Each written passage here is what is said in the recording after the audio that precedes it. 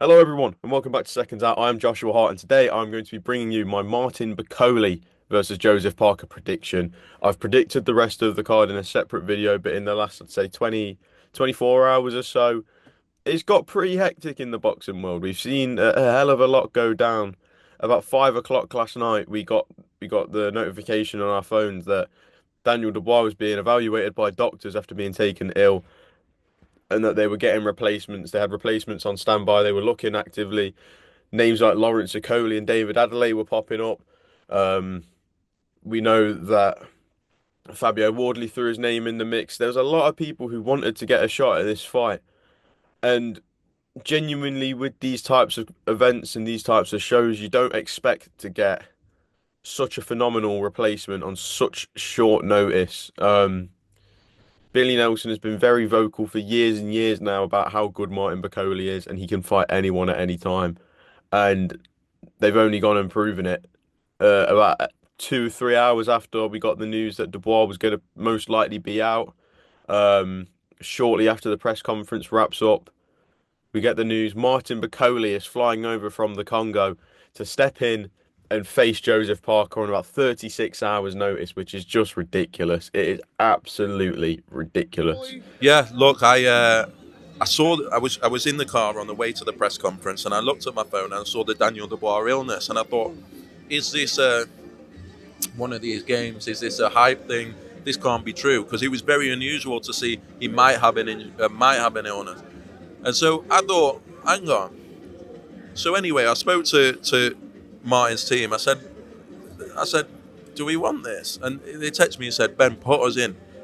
We want this fight. Put us in. Go and get this fight. And by this time, I'm up on the stage with Josh Buatsi. So I texted His Excellency. I said, Turk, I got something for you. You call him Turk now, do you? I said, I got something for you. I said, we won the fight. And so we had a little back and forth. I can't concentrate on the press conference at this stage. I'm gone. If you watch that back, I probably look like so rude. I'm on the phone the whole time. Came off the stage, thought maybe it gone a little quiet, went and did an interview, did my final plea that it needs to be Martin Bakole.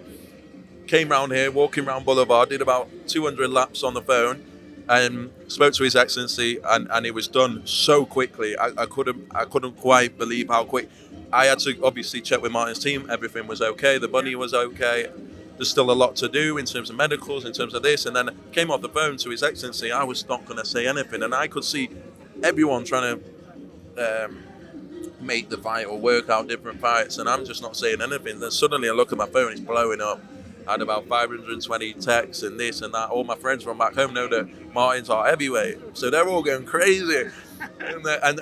But it's, look, credit to His Excellency, because I've never seen this. Is wild, isn't it? It's wild. It's a very risky fight for both. I think you've both got to take your hat off and applaud, give both of them a massive round of applause, because it's a phenomenal fight. It's a fight that's so risky for both. It's so risky for Parker in the sense that Bakole isn't someone you can take on 2 days' notice. He is such a unique style of fighter. He's so big, he's so tall, he's so stocky, but he's got good movement and he's got very good hand speed. He puts his shots together really well.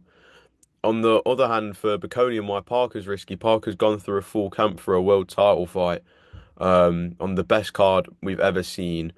He's in the shape of his life.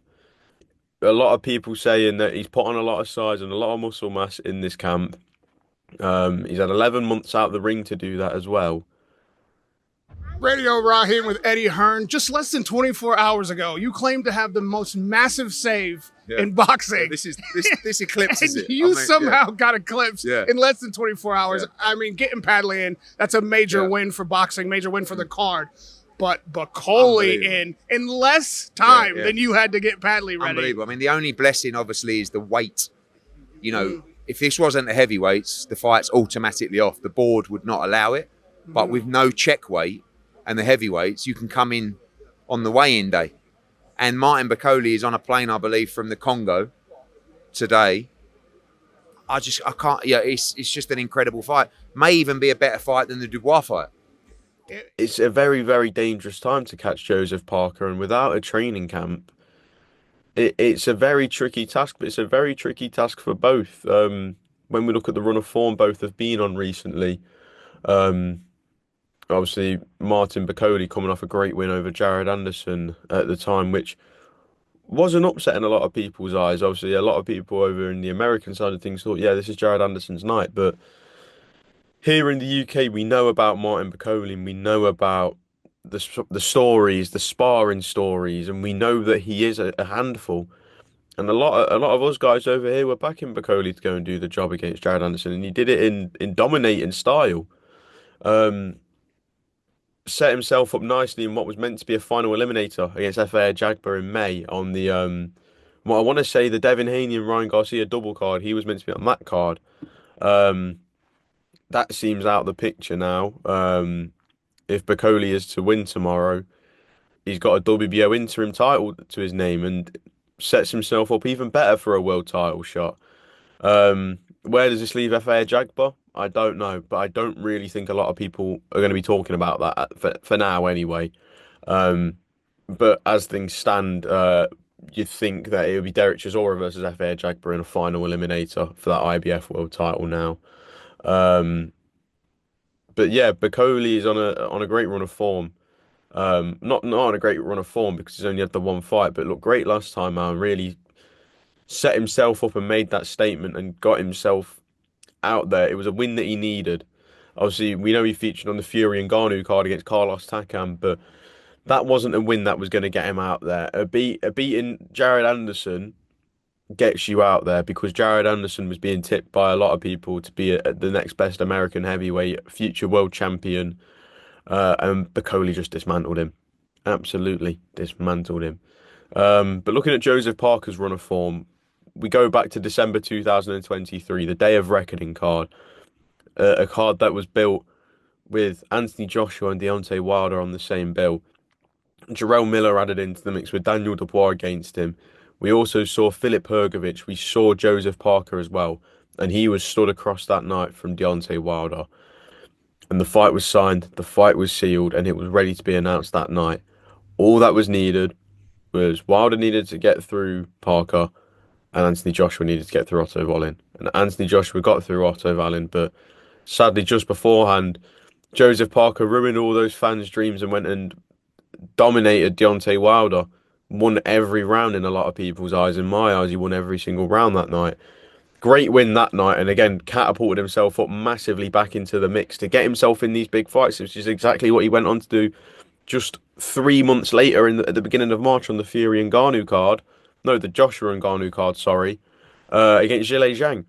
And Zhilei Zhang and Martin Bakole kind of hold some similarities in my eyes in the fact that they're both stocky, they're both very big, and there's a lot there to hit. I think Parker's a better mover than both of them. I think Parker can navigate his way around both of them. But the difference is that Zhang is dangerous for those first six and then fades massively. And doesn't put his shots together anywhere near as well as Bakole does. We saw in Bakole's last fight the way he can put his punches together, and it's dangerous. It's a dangerous man, that is. So it's a very tough fight to call, obviously. Parker had issues with Zhang in there that night, did get dropped twice on the way to winning on points.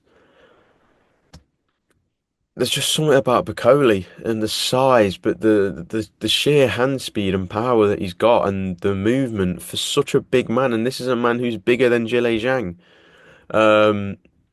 I think the later the fight goes, the more you have to favour Joseph Parker, but I think rounds 1 and 2, I think will be cagey. I think we'll see them as cagey rounds. I don't think we'll see a hell of a lot of action from either of them. But I think once we get into those middle rounds, we'll see Bakole kind of take control, I think. And then I think as it goes on, I'd say round 9 onwards, switch into Parker's favour. It all comes down to those first 2 rounds on how this fight goes. I think rounds 3 to 4, Bakole kicks up and changes the gears a little bit and goes up a gear. But I think round 7 onwards, we see Parker start to claw back into it. I just think those middle rounds from, I'd say rounds 5 to 9 are going to be so back and forth, and it will just come down to who catches who's landing more. See, that's how any boxing fight scored. But sometimes it's not even about winning the rounds; it's just about leaving those dents on your opponent. And Bakole might not win a lot of rounds tomorrow night against Joseph Parker, but could still stop him. But at the same time, Parker might not win a lot of rounds against Bakole, but will leave the dents and could go on and stop him. With our sponsors, Quiff, Martin Bakole comes in at a 2.2 underdog, with Joseph Parker being the favourite at 1.5. You can download Quiff now, sign up, you get supercharged betting odds.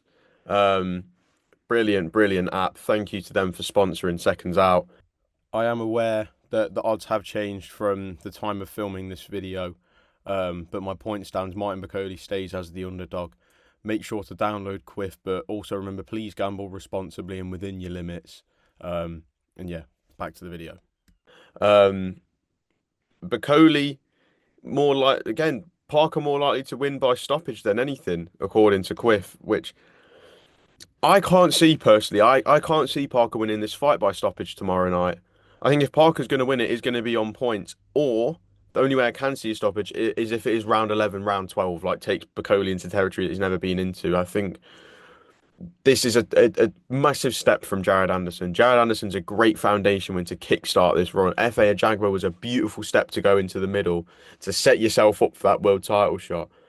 He's lost that middle step now, Bakole has. Ajagba was that middle step, that step up from Anderson, but not quite here. He's gone from Anderson straight to here on 36 hours notice, which is just ridiculous. It is ridiculous. Bakole to win on points is at odds of 2.95, so I'd say that's around 3 to 1 with Quiff. So get yourself on there. If I was to give you any advice, I would go with, and this is where I can probably lead myself nicely into my prediction. I would probably back a Parker win over 8 rounds. I think Parker will take Bakole into deep waters, and Bakole's not been with that caliber of opponent. He's not been in there in such a big fight with such magnitude. He's not been in there with someone as experienced as Parker. He's not done a 12-rounder before. There's not a lot of things in Bakole's favour at the moment, but only certain people know how good Bakole really is, and one of those people is Billy Nelson and that team around him. If they really, really believe in Martin Bakole, which they clearly do, I would not write him off at any means tomorrow night. So I'm going to back a Joseph Parker win on points. Boom. Thank you all for watching. Hope you've enjoyed, and enjoy the fights tomorrow night.